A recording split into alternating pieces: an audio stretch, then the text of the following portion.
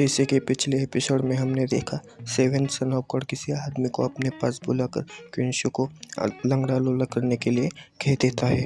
इस एपिसोड की शुरुआत में सेवन सन ऑफ गॉड कहता है कि कुछ दिनों पहले क्विंशु ने 11 सन ऑफ गॉड को बहुत ही नाराज कर दिया था और आगे कहते हैं कि अगर हमने क्विंशु को चुपचाप मारा तो सारे लोग यही कहेंगे कि क्विंशु को 11 सन ऑफ गॉड ने मारा है, और फिर जब टाइम आएगा तो क्विंशु के father definitely 11 son of God को नहीं छोड़ेंगे। फिर वो आदमी कहता है कि 7 सन ऑफ गॉड, आप तो बिना किसी ज़्यादा एफर्ट के अपने 2 अपोनेंट्स को हरा रहे हैं, ये बहुत अच्छी बात है। फिर 7 सन ऑफ गॉड कहते हैं कि अच्छी बात है, तुम समझ गए। फिर 7 सन अपनी जेब में से एक पोर्शन निकालते हुए उसे देते हुए कहते हैं कि ये तुम्हारी रिवॉर्ड है, अगर तुमने इस पिल को ले लिया तो तुम्हारी पावर 2 स्टेजेस बढ़ जाएगी। फिर वो आदमी 7 सन ऑफ गॉड से कहता है कि ये पिल बाहर से खरीदना बहुत ही कठिन है, आप तो दयालु और स्ट्रॉन्ग दोनों भी है 7 सन ऑफ गॉड। फिर वो आदमी 7 सन ऑफ गॉड को थैंक यू करके वहाँ से चला जाता है। जब वो आदमी जाने लगता है तो पीछे से कोई चश्मे वाला आदमी उसे छुप कर देख रहा होता है।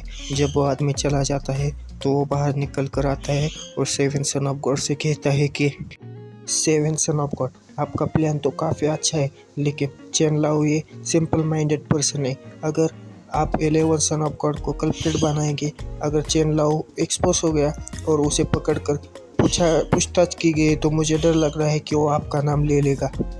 फिर 7 सन ऑफ गॉड कहते हैं कि चैन लाओ किसी को दिखाई दिए बिना एक सन ऑफ गॉड को हर्ट करना चाहता है, ये बेसिकली इम्पॉसिबल है, इसलिए मैंने उसे वो एलेक्जर दिया है। ये बात सुनकर वो आदमी बहुत चौंक जाता है और झुकते हुए 7 सन ऑफ गॉड से कहता है कि आप तो बहुत ही ब्रिलियंट है 7 सन ऑफ गॉड। फिर 7 सन ऑफ गॉड एक क्रीपी सा लुक देते हुए क्विंशु और डॉन जिनफी का नाम लेता है। दोस्तों, यहाँ पर डॉन जिनफी 11 सन ऑफ गॉड का असली नाम है। फिर अगले सीन में हमें दिखाया जाता है कि क्विंशु कहाँ पर से आ रहा होता है। फिर क्विंशु कुछ सोचते हुए कहता है कि डोंगो ग्रैंड सेरेमनी, मुझे पता नहीं है कि वो कहाँ पर है, मैंने कई लोगों से पूछा है और किसी को भी इसके बारे में पता नहीं है, लगता है सिस्टम ने मुझे कोई गलत साइनेंस जगह बताई है। तब क्विंशु ये सब बातें सोचते हुए वहाँ से जा रहा होता है, तभी उसके सामने चैनमो आ जाता है और तलवार निकलते हुए कहता है कि रुक जाओ। तभी क्विंशु चूकते हुए कहता है एक चोरी, वो भी फितर गेट के सामने, ये चोर कैसे हो सकते हैं, ये तो बहुत ही रेयर बात है। फिर चैनमो क्विंशु से कहता है बदमाश वहीं पर रुको, मुझे तुम्हें चोट पहुंचाने दो, नहीं तो अगर तुम मेरे तलवार से मारे गए तो उसका ब्लेम मुझ पर मत डालना। ये बात सुनकर क्विंशु कहता है कि मैं यहाँ से नहीं हिलूंगा, तुम्हें जो करना है वो कर लो। ये बात सुनकर चैनमो कहता है कि कितने आज्ञाकारी हो, एक लूजर तो लूजर ही होता है। फिर चैनमो अपनी बड़ी सी तलवार लेकर क्विंशु की तरफ बढ़ जाता है, लेकिन सामने से क्विंशु सिर्फ एक स्माइल देता है और एक जोरदार किक चैनमो के पेट में मारता है, जिसकी वजह से चैनमो बहुत दूर जाकर गिर जाता है। फिर चैनमो उठते हुए क्विंशु से कहता है कि तुम्हारी हिम्मत कैसी हुई मेरे साथ ये सब करने की। फिर क्विंशु कहता है कि मुझे माफ़ कर दो, मुझे नहीं पता था कि तुम एक सन ऑफ गॉड को मारने के लिए फिदर गेट के सामने आ जाओगे और तुम तो काफ़ी वीक हो। फिर क्विंशु चैनमो से कहता है कि फिर से आ जाओ, मैं तुम्हें प्रॉमिस करता हूँ कि आपकी बार मैं नहीं हिलूंगा। फिर चैनमो बड़े गुस्से से कहता है आपकी बार मैं मेरी 70% ताकत लगाऊंगा, और फिर चैनमो क्विंशु की तरफ अपनी तलवार लेकर हमला करने के लिए जाता है। फिर क्विंशु अपनी टेक्निक थंडरबोल्ट पाम की मदद से एक पूरी की पूरी बिजली चैनमो पर गिरा देता है।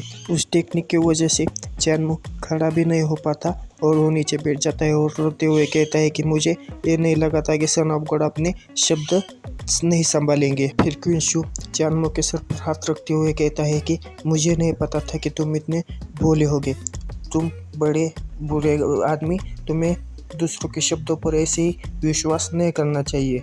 फिर चैनमो क्विंशु का हाथ अपने सर से झटकते हुए पीछे चला जाता है और मन में कहता है कि मुझे लगता है 18 सन ऑफ गॉड के कल्टीवेशन अभी बॉडी रिलम के 7 स्टेज पर है। फिर चैनमो वही बोतल निकलता है जो उसे 7 सन ऑफ गॉड ने लिया था और उसे खाते खाते हुए कहता है कि मुझे लगता है ये एलेक्जर मुझे एडवांस में लेना पड़ेगा इससे डील करने के लिए।